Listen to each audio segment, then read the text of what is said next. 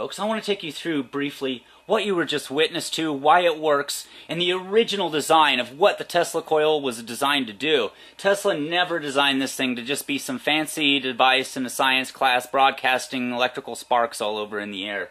This is a reception antenna. There's a little bit of design difference between the actual direct reception antenna and the Tesla coil. Not a lot, but the basic principles still work with the standard Tesla coil. As you were just witness to in that last film, you actually noticed that the voltage on the meter was the same as when the actual arc was directly in contact, leaving from one point to the other across the top of the Tesla coil. In the last film, there was no direct arc, maybe just a couple. What we were doing is charging the atmosphere between the 2 points, basically focusing a highly charged particle beam, in a lot of respects a plasma beam, across from this point to this point, and it's broadcasting into the air around that. And this Tesla coil is grabbing that highly charged ionic discharge from these 2 points and converting that high frequency ionic discharge into a usable current that we can use at home for other things.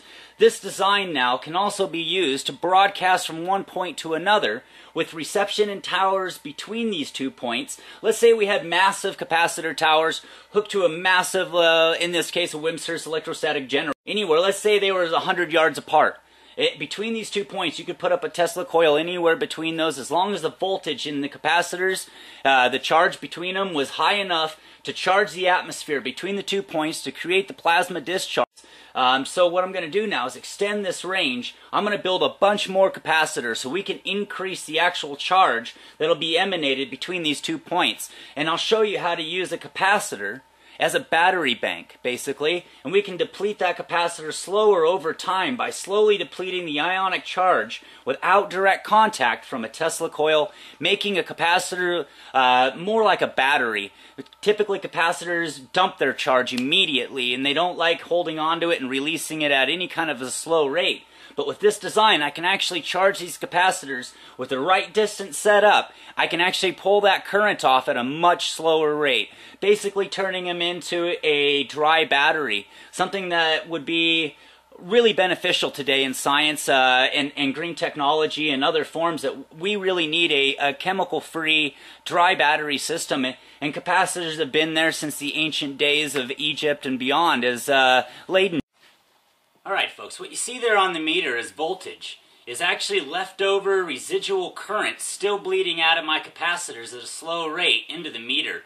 It'll take a while for that to actually deplete the entire battery, basically. These are dry batteries, and I found a way to basically slowly discharge capacitors and create something that we can now convert into an AC current. You should be watching that slowly fade down.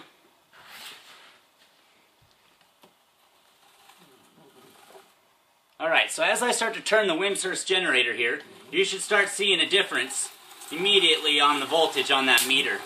And you should be able to see the sparks actually traveling from the spark gap balls to the top of the Tesla coil. And as you see that, you should actually be able to watch the spikes on that meter.